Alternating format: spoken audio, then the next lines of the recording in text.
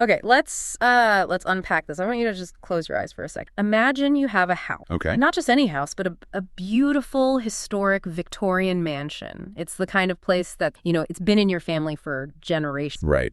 I can picture it as a certain character. It has specific architecture. Yeah. Creaky floorboards that tell us a smell of old paper and woods. And people love it because of those details. It's not modern, it's not sleek, but it has soul. That is a very evocative image to start us off with. Right. Now imagine someone buys it, they keep the address, they keep the sign out front that says the Old Victorian, but they gut renovate the inside. Oh no. They tear out the mahogany wood paneling, they paint everything neon pink, they install a disco ball in the library, and they replace the fireplace with a flat screen TV playing TikToks on a loop. Size. Okay, I see where this is going. And when you ask them why, they look at you, confused, and say, well, we wanted to make it our own. We wanted to update it for a modern audience. I have a feeling we aren't talking about real estate, but that feeling of violation, returning to a place you love and finding it completely unrecognizable, that is exactly where we are living for this deep dive. We are definitely not talking about real estate. We're talking about something that is, arguably much more sacred to a lot of people than a house. We are talking about the Chronicles of Narnia. Specifically, the upcoming Netflix adaptation directed by Greta. Ah, yes. This is the big one. It's a topic that sits right at the intersection of literary classicism, modern Hollywood trends, and some very, very heated cultural debates. It's not just another movie news story. It's become a battleground. Battleground is the perfect word. And that's what we're doing today, a deep dive into this firestorm of controversy. Our primary source for the discussion is a commentary and reaction video from the YouTube channel Clownfish. A great channel for this kind of thing. Absolutely. The hosts, Neon and Geeky Sparkles, they sat down to discuss some news that came out of the editing room for this new Narnia project. And let's just say we're not. To put it mildly. And what's so fascinating here, and what they really zero in on, is that their reaction isn't just about one movie. It serves as a case study for a much larger tension we're seeing in media right now. What's that? It's the tension between genuine adaptation and what our sources are calling subversion, or even more pointedly, appropriation. Exactly. So the mission for today is to really understand why this specific piece of news about Narnia has triggered such a massive backlash. We're going to look at the specific allegations that the production is actively ignoring the books. Which is, a wild place to start. It is. And then there are the rumors about a rock and roll Narnia. Yes, you heard that right. And the broader action that modern Hollywood suffers from a kind of narcissism that compels them to fix stories that were never broken to begin. It is a heavy lineup. We've got theological debates. We've got theories on the death of adaptation, a look at the psychology of the modern screenwriter, and even some hypothetical timeline math that might just break your brain. So let's jump right into the inciting incident. The thing that actually started this whole rant from Clownfish, it all revolves around a single quote from the editor. And honestly, when I first read this, I had to read it twice just to make sure I wasn't hallucinating. Right. So the source video, it focuses on a statement attributed to a film editor named Andrew Wise. Now, Clownfish TV does make a point to note, and this is an important detail for fairness, that the original article they were looking at might have used the wrong photo, so they might have visually confused him with someone else. Okay, a fair clarification. But the quote itself hasn't been retracted, and that quote is what set everything on fire. The quote is it's wild. Here is what Weisblum reportedly said about working on this Narnia project. He said, right now I'm working on a film that the source material is very well known. I'm choosing not to refer back to that material because we're doing our own. Let that sink in for a second. Just let it sit there in the air. You are editing an adaptation of one of the best-selling, most beloved book series in human history, series that defined fantasy for a century, and you are active as a choice. No. That is the part where Neon and Geeky Sparkles from Clownfish TV just lost it. Neon's reaction was so immediate, so visceral. He basically asked, how the F word do you think you can make a movie about it if you ignore this? It's a fundamental question. It's a fair question, isn't it? If you're making a biopic about Abraham Lincoln, you'd probably want to, read a biography of Lincoln, right? You don't just say, I'm going to wing it based on what I remember from third grade. Well, let's play devil's advocate for just a moment to really understand the editor's stated logic. The source does touch on it before, completely dismantled. Okay, what's the logic? Weisblum's reasoning was about maintaining objectivity. The idea is that he wants to judge the film based solely on what's in the script and what the director's vision is, rather than, and this is his phrase, subconsciously relying on information from the book. So he wants to be a blank slate. Essentially, yes. He wants to ensure the story makes sense to someone who hasn't read the books. He wants to be the first audience. Okay, I get that in theory. I really do. It's the film school 101. And you don't want to assume the audience knows that Aslan represents a divine figure if the movie hasn't done the work to show it. Right. You don't want to rely on external knowledge to plug your plot holes. That's good filmmaking on paper. Precisely. That is the most generous interpretation. But the Clownfish hosts argue that this is a fatal flaw when you apply it to a property like Narnia. Their counter-argument is that to make a story clear for non-fans, you actually have to know the source material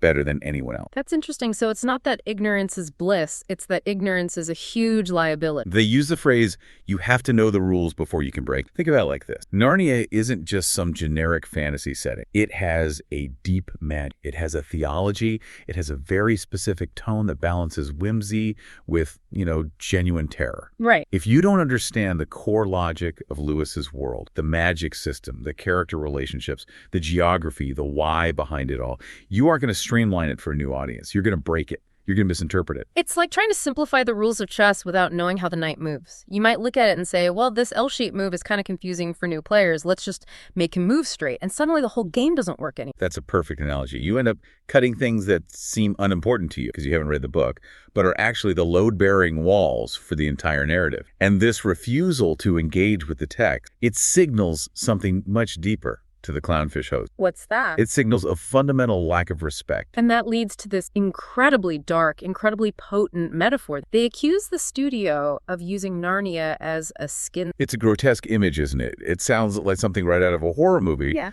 But it communicates their point so perfectly. It really does. Right. So let's unpack the skin suit. What exactly do they mean by that? The skin suit accusation, at its core, suggests that these studios don't actually care about the story of the Chronicles of Narnia.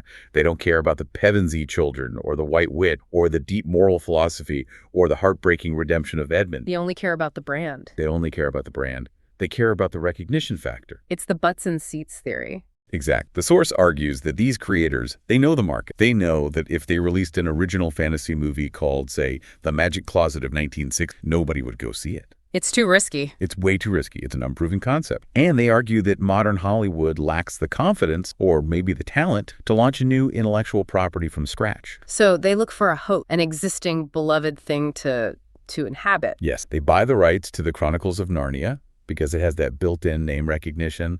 It has generational trust. Parents remember reading it as kids, so they'll take their kid. The studio wears the skin of the franchise to get you into the theater, the title, the character names, maybe Aslan on the poster. But underneath that skin, the muscle and the bone and the soul is a completely different beast. Which feels like a total bait and switch to the fan. You're promising a steak dinner and serving a tofu burger wrapped in a steak wrapper. And look, nothing against tofu, but if I ordered steak, I want steak. And that is precisely where the anger comes. It's not just about making creative changes. It's about a perceived dishonesty. The source material is being treated not as a blueprint to be honored, but as a marketing gimmick to be exploited. And the hosts point out that this is particularly baffling because they believe the filmmakers explicitly want to change everything about the property. They're not just tweaking it. That's their central thesis, that the goal is an adaptation to replace. Which brings us to the Gerwig vision, because it's not just the editor saying he won't read the book. The source spends a lot of time discussing the rumors surrounding the director, Greta, and this is where things get, really, really... You are, of course, referring to the rock and roll Narnia. Rock and roll Narnia. I mean, just say that out loud. When I think of C.S. Lewis, an Oxford Don, a pipe smoker, writing in the 1950s about high fantasy and Christian theology, the phrase rock and roll is literally the last thing that comes to mind. It's completely dissonant. It's like saying disco Lord of the Ring or grunge Jane Austen. It just doesn't compute. It is certainly a jarring combination. And the source cites various reports and rumors that Gerwig wants the film to have this rock and roll aesthetic. Specifically, they mention the inclusion of Pink Floyd-style music. Pink Floyd in Narnia. I mean, are we going to see Mr. Tumnus jamming out on a Stratocaster? Are the Beavers going to be listening to Dark Side of the Moon while they build their dam? What is even going on here? This connects directly back to the skin suit. The Clownfish hosts argued that this is a textbook example of a creator imposing their own personal taste onto a property that is completely antithetical to it. It's not about the story's need. No, it's not about asking the question, what does the story story of Narnia need to be told effectively on screen. It's about asking, what does Greta Gerwig think is cool, right? It's prioritizing vibes over substance. Exactly. Pink Floyd is a vibe. It's a very specific aesthetic choice. But does it fit the substance of a story set in a magical world accessed through a wardrobe during the London Blitz? The source argues emphatically no. They argue it clashes violently with the established tone of the books. And to make this cool vision work, they are apparently messing with something even more fundamental, the timeline. This is a detail from the source that I hadn't heard before, and when they broke it down, my jaw just hit the floor. Yeah, the timeline implications are massive. So let's look at the timeline. The first movie they are adapting is The Magician's Nephew, right? That's the plan. Correct, which is technically a prequel to the more famous The Lion, the Witch, and the Wardrobe. And in the books, The Magician's Nephew is set around the year 1900. It's the late Victorian, early Edwardian era. In Sherlock Holmes. Exactly. Horse-drawn carriages, gas lamps, a very specific, almost Dickensian atmosphere. It's the tail end of the 19th century. But the rumor that's being discussed in the source is that they are sliding the timeline up, way up, to the 1950s or even the 1960s. Right. And the hosts theorized this isn't some arbitrary change. They believe this is being done for one specific reason, to accommodate that rock and roll aesthetic. Oh, of course. You can't have Pink Floyd in 1900. It doesn't make any sense. Yeah. If you want that psychedelic prog rock vibe, you need to move the story to the era of rock and roll. So you slide the prequel to the 60s. Okay, but here is the problem. This is where the whole thing unravels. If you slide the prequel, you have to slide everything else too. This is the butterfly effect of adaptation. Exactly. Let's do the math, just like they did in the source video. In the books, The Lion, the Witch, and the Wardrobe takes place roughly 40 years after The Magician's Nephew. Because Diggory Kirk, who's the little boy in the prequel, grows up to be the old professor with the white beard who owns the house with the wardrobe. He has to age. He has to age. Yeah. So if the prequel, The Magician's Nephew, is now set in the 1960s, and we jump forward 40 years for the sequel. When are the Pevensey children discovering Narnia? Oh, wow. The 1990s. Or maybe even the early 2000s. And that breaks the entire story. Because the first question you have to ask is, why are the Pevensey children in that house? In the book, the answer is profound and world-defining. They were there because of the Blitz. Yeah. The German Luftwaffe is bombing London. It is World War II. It is a time of existential dread and terror. Parents were sending their children to the countryside to save their lives. Yes. That isolation, that separation from their parent, that specific, terrifying moment of British history, it frames the entire narrative. It's why they are bored. It's why they're exploring this strange old house. And it creates the deep emotional need for a savior, for a better world. If you move it to the 1990s, the Blitz is gone. The entire historical context is erased. So why are they in the countryside? Are they on a really long summer vacation? Did they get sent away because, I don't know, the housing market crashed? Kids, go stay with the professor. We're dealing with the dot-com bubble bursting. It just, Yeah. it loses all the gravitas, doesn't it? It completely loses the stake. The horror of the real world is meant to mirror the horror of the White Witch's perpetual winter. If the real world is just the peaceful, relatively prosperous 1990s, the contrast is gone. The thematic resonance is gone. And that is the point the source is making. They argue that these modern writers, due to that ineptitude they keep talking about, they don't realize that when you move one piece, the whole structure starts to wobble.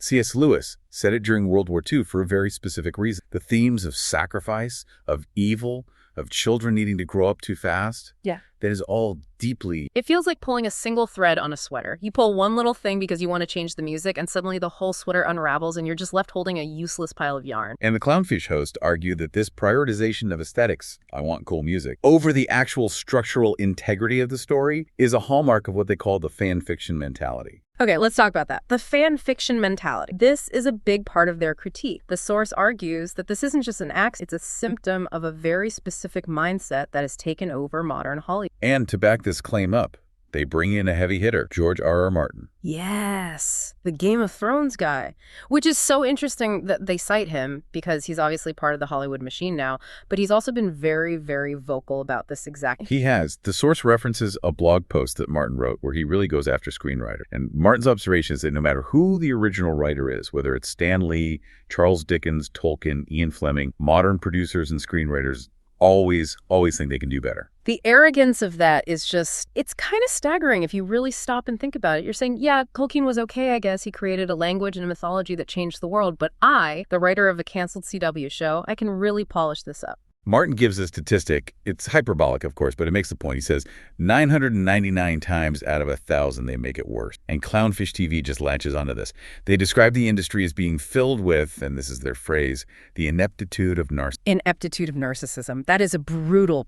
It's a killer combo. It really is. Let's break that down, though. What do they mean by that specific combination? Well, they break it down into two distinct but related parts. First, you have the narcissism, the unwavering belief that I am so talented, so insightful, that I can fix this piece of classic literature. It's the ego that says, my modern perspective is inherently more valuable than the original authors. And the second part? The second part is the ineptitude, the reality that they actually can't create anything new. They can only remix, deconstruct, or, as the source argues, destroy what came before. Yeah. This is the creative bank. The hosts make this really interesting point about how modern writers have access to more information than any generation. We have the internet, global travel, access to literally every story ever written. And yet the claim is they can't come up with a single original idea. Right. The hosts argue that despite this incredible wealth of resources, there is a total paralysis of creativity. They can't create a new icon. They can't create a new Darth Vader. They can't create a new Gandalf or a new Aslan. So the only way these writers can express their creativity is to take something that already exists, a host organism, if we go back to that skin suit metaphor, and mutate it. They call it the fixer mentality, the idea that they look at the Chronicles of Narnia and they don't see a timeless classic. They see a broken thing that needs to be fixed, inverted, or And subverted is the key word there. It's not just about updating the special effects or the pacing for a modern audience. It's about actively challenging and often rejecting the core themes of the original work. And the source lists a whole graveyard of franchises they claim have suffered this exact fate. Oh, yeah, they rattle them off like a casualty list. The Witcher, that's a huge one for them and for this entire debate. The Witcher comparison is so crucial because in that case, you had Henry Cavill, the lead actor, who was a massive, unapologetic fan of the books and the video games. He was basically the consumer representative on set. He knew the lore better than anyone. He was fighting for the source material from the inside. And the rumors, which are pretty widely reported, are that the writers mocked him. They found his adherence to the source material annoying, restrictive. Exactly. And the Clownfish hosts see that as the ultimate validation of their entire theory. Here you had a star who wanted to honor the story, and the writers, who reportedly disliked the books and games, pushed him out. They wanted to write their own story using the Witcher's names and branding. And what was the result? The show's reputation absolutely tanked after he left, and the lead actor quit. It's a cautionary tale.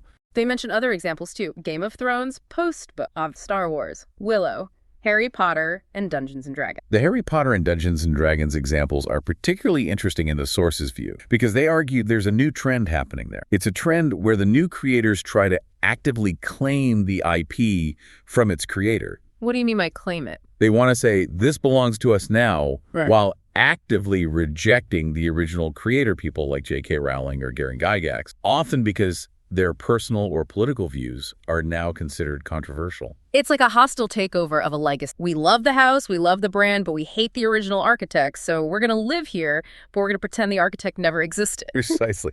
And in the case of Narnia, the architect is C.S. Lewis, and that leads us to the biggest, most explosive battleground of all in this discussion, the theology. Right. You simply cannot talk about Narnia without talking about Christianity. You really can't. I mean, it's not some hidden subtext. Aslan isn't just a lion. He isn't just a magical king. He is very, very clearly a Christ figure. He dies for a traitor, he resurrects, he creates the world with a song. It's not subtle.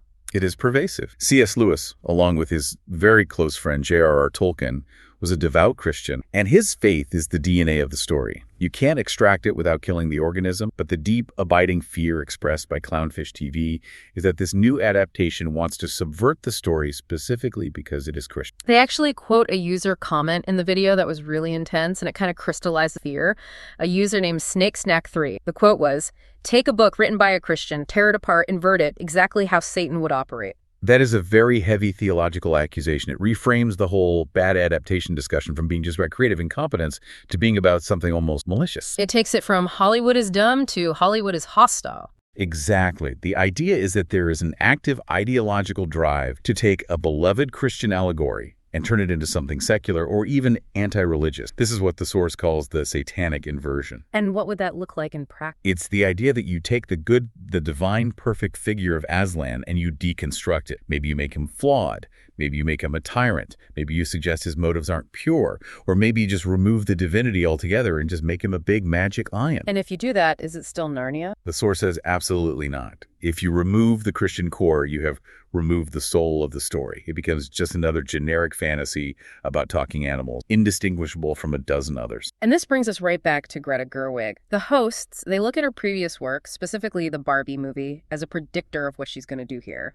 Now, Barbie made $1 billion. It was a mass phenomenon. But the Clownfish hosts, they were not fans. No, they were not, to say the least. Their critique of Barbie, as it's presented in the source, is that it started out well. It had a lot of promise, but then it descended into what they call feminist bulls. Yeah, they didn't mince words there at all. They felt the movie missed a teachable moment, a chance to talk about true equality. And instead, they felt it opted for what they call smarmy digs at men, creating a one-sided argument. So they extrapolate from that experience. They do. Their fear is that Gerwig will apply this same deconstructive political lens to Narnia. They fear she will strip away the Christian moral core and replace it with a modern political message, likely a feminist critique that C.S. Lewis never intended. So instead of a story about redemption and faith and sacrifice, we might get a story about the patriarch or the oppressive monarchy of Aslan. That is their absolute fear, that she will use the platform of Narnia to preach a message that is fundamentally alien to Narnia. They worry that the Pevensey boys, Peter and Edmund, will be sidelined or made to look incompetent to prop up the female characters, Susan and Lucy, in a way that just wasn't in the books. It's that modernizing trap again, the impulse to fix the perceived gender politics of a 1950s book. Which goes right back to the fixer mentality. It's the assumption that C.S. Lewis was a dusty old Christian dude from a bygone era. We need to fix his work to make it acceptable for 2026. And the Clownfish response to that is basically, no, you don't. His work is timeless. Your fix is the thing that will date it. That's such a great point they make. The fix is often what dates the movie most of all. If you inject 2024 slang or 2024 political squabbles into Narnia, in 10 years, it's going to look ridiculous. It's going to look like a relic of the mid-2020s. But the original book has lasted for over 70 years. Because it speaks to universal, timeless truths, not fleeting current trend. The source argued that by chasing the rock and roll trend or the subversion trend, they are guaranteeing this new movie will be forgotten. Or, as they put it will come and go and everybody's going to forget all about it. So looking at this whole pile of evidence, the editor ignoring the books, the rock and roll timeline, the fan fiction mentality, the fears of theological subversion, what is the predicted outcome? The source seems pretty convinced this whole project is going to crash and burn. They are. They predict both financial and cultural fallout. Yeah. And their argument is based on the business logic or, the complete lack thereof behind these kinds of decisions. How so? Studios rely on the existing fan base for notoriety. That's the entire value of the IP. That's why they bought it. But then they produce content that, in the source's words, pisses off that exact fan base. It does seem like a really weird business model when you put it like that. Hey, I know you love this thing more than anything, so I'm going to change it entirely. And then I'm going to expect you to buy a ticket and a t-shirt. It's like a band saying, we know you love our heavy metal albums, so here is our new smooth jazz album. And if you don't buy it, you're not a real fan. And that leads to the next step in the cycle cycle of blame. The source predicts that when the movie inevitably fails, or at the very least divides audience, the studio and the media will not blame the bad script or the poor adaptation choice. No, they will blame the fans. Right. They'll say the fans are bigots or homophobes or misogynists or just haters. Any label to discredit the criticism. Exactly. It's a preemptive defense mechanism. We've seen it with Star Wars. We've seen it with Ghostbusters 2016. We've seen it with The Acolyte recently. If the movie bombs, it's never because we ignored the source material. Yeah. It's because the audience is toxic and didn't get it. It's a way to insulate themselves from any real criticism. I didn't make a bad movie. You watched it wrong. And the hosts of Clownfish TV have a very colorful and succinct verdict for the film itself. They predict it will be the pit. Yeah. They were very specific about using that word. Yes, they are not optimistic. They think at best, at the absolute best, it might be goodish in its own right, meaning, a competent film, well shot, good acting, but a terrible adaptation that fundamentally antagonizes the people who love the books. So what's the solution then? If they hate this entire approach so much, what does the source think Hollywood should? Their recommendation is very clear, very simple. Make something new. The volumes of Nar. Right, they joke, called The Volumes of Nar. If you want to make a rock and roll fantasy about kids in the 1960s discovering a magical world, go for it. Write it, film it, create your own characters, your own world. That sounds like a cool movie. I would probably watch that movie. But don't call it Narnia. Exactly. Don't call it Narnia just to trick me into the theater. But they won't do that because the volumes of Nar doesn't have a built-in audience of millions of people who have loved it for decades. And that is the absolute crux of the frustration. The source argues that these creators want the privilege of the established audience without the responsibility of honoring the established story. They want the inheritance without respecting the ancestor. Okay, this is, wow. It's a lot. It's a really, really cynical view of the entire industry. But honestly, looking at the track record they cited, Witcher, Willow, Star Wars, it's hard to say they're completely wrong about the pattern. The pattern is undeniable. Whether you agree with every political or cultural critique the source makes, the structural issue of adaptation versus revisionism is the defining conflict of modern entertainment. It really is. Okay, let's take a step back for a second. We've covered the quote, the rumors, the psychology. I want to drill down a little deeper into this skin suit concept because I think that's the most haunting part of this whole discussion. It is the most powerful image they use, by far. When they talk about the skins, they're talking about hollow. But I wonder, from the source's perspective, is there any way to update a class that doesn't feel like, or is any significant change automatically trade? That's a really great question. And based on their full commentary, they aren't arguing for a slavish, frame-by-frame, word-for-word recreation of the book. They explicitly mention that to make a story clear, you do need to know the rule. The implication is that adaptation requires translation, but not mistranslate. Right. It's like translating a novel from French to English is one thing. You have to change the words. You might have to change some phrasing to make sense culturally, but you keep the meaning. Translating a novel from French to, I don't know, interpretive dance is something else entirely. Exact. Peter Jackson's Lord of the Rings is often held up as the gold standard here, and for good reason. Jackson changed things. He made significant changes. He cut Tom Bombadil. He expanded Arwen's role. He changed the pacing of the Scouring of the Shire. Huge change. But he did it as a caretaker. He did it because he was desperately trying to make the story work better on screen while preserving the spirit and the core themes of Tolkien. He didn't cut Tom Bombadil because he thought Tolkien was problematic or because he wanted to subvert the genre. He cut him because the movie was already 3 hours long and his section didn't advance the main plot of The Ring. Exact. The source suggests that the skin suit happens when the spirit of the work is gutted, when the core message is inverted. If you change the timeline, the tone, and the fundamental message, then the skin, the character names, the title is the only thing left. And for the Clownfish host, that feels predatory. It feels like the studio is actively trying to trick the audience. It's the deception that gets them. It's the feeling of, you told me we were going to Narnia, but you actually took me to Greta Gerwig's 1960s rock fantasy. And that connects directly to the George R.R. Martin point. The arrogance of thinking your camp is inherently better than Narnia. Martin's critique is that these writers often don't even seem to like the source material they're adapting. They view it as a stepping stone or just raw resource to be mined for brand value. Which is so strange to me. Why would you want to adapt something you don't fundamentally love and respect? The source implies it's about power and ego. There's a line in the video where they talk about the writers claiming it belongs to us now. There's a certain thrill, perhaps, in taking a monument of culture like Tolkien or Lewis and carving your own name in, or in the source's view, defacing it. That brings us right back to that satanic inversion quote.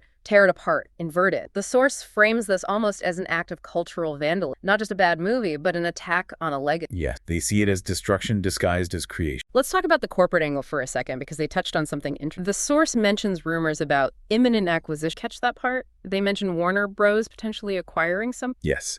They briefly touch on this theory that a lot of these big theatrical releases are just posturing. The theory is that a studio like Netflix is pushing these massive IP projects into theaters, not because they believe in the art or even in the box office, but to prove they're a real studio to potential buyers or investors. So Narnia is just a line item on a balance sheet to impress Wall Street. Exactly. It's all about asset valuation. Look, we own the Narnia IP. We are releasing a blockbuster. Our stock is valuable. Please buy us, Warner Bros. Which makes the skin suit metaphor even grosser. It's not just a skin suit for a director's ego. It's a skin suit for a corporate merger. Narnia becomes a pawn in a game of Monopoly. That is the ultimate cynicism of the Clownfish TV worldview. They don't just see bad art. They see cynical corporate maneuvering. They believe that the love and passion that fans have for these stories is being systematically exploited by executives who only care about the quarterly earnings call. Man, that is just so bleak. It is bleak. They are not looking at Hollywood through rose-colored glasses. They are looking at it through, well, probably 3D glasses from a theater with a sticky floor. Right.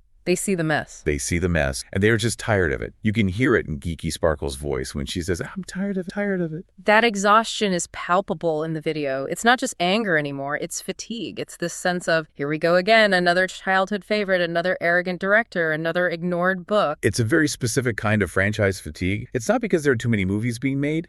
It's because there are too many bad adaptations. Yeah. Fans are exhausted by the cycle of excitement, followed by disappointment, followed by being blamed for the disappointment. So, as we start to wrap up this deep dive, let's try to summarize the Clownfish doc regarding this new Narnia. If our listener takes away a checklist of red flags based on this source, what are they? Okay, the doctrine as they see it is this. The editor's admission. If the editor proudly refuses to read the book, it signals a fundamental lack of care and a prioritization of mighty acts. Red flag number. Number 2. Aesthetic over the rock and roll rumor and the timeline. That's a huge red flag. It proves a lack of respect for the source material's established tone and historical context. You are literally breaking the narrative vibe. Got it. Number 3, the fixer mentality. This isn't a one-off. It's part of a broader pattern of what they call narcissistic Hollywood writers who think they can fix classic literature, which usually just result breaking it. Okay. Number 4, theological. There is a genuine, deep-seated fear that the Christian element, which soul of Narnia, will be removed or actively inverted to fit a modern, secular, or political agenda. And number 5, the cycle of blame. The inevitable result will likely be a financial disappointment that antagonizes the fans,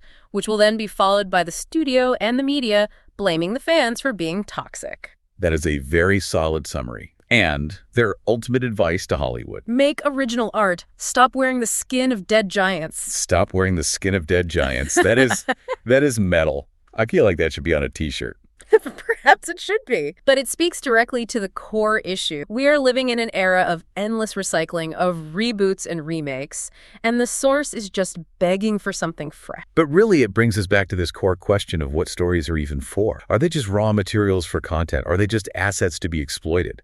Or are they a shared cultural heritage? The source argues very passionately that they are heritage. And you don't renovate heritage with a sledgehammer. You don't spray paint graffiti on a cathedral. You treat it with care. You restore it. You make sure the roof doesn't leak. You don't knock down the walls to put in a hot tub. Well, this has been intense. Feel like I need to go read the books again just to cleanse my palate. Maybe put on some classical music. Definitely not Pink Floyd. It's never a bad time to read Lewis. And hey, maybe the movie will surprise everyone. Maybe Greta Gerwig has some secret master plan that connects 1960s rock to Aslan in a way that is profound and moving and brilliant. The source isn't holding their breath for that. No, they are certainly not. I think their quote was, "I'm not counting." But before we go, here's a final provocative thought for you listening at home. Based on everything we've just discussed, the editor refusing to read the book, the director wanting to change the entire era, the accusations of a skin suit. Here's the question. We talk a lot in literary circles about the death there. The idea that once a book is written and released, it belongs to the readers, not the writer.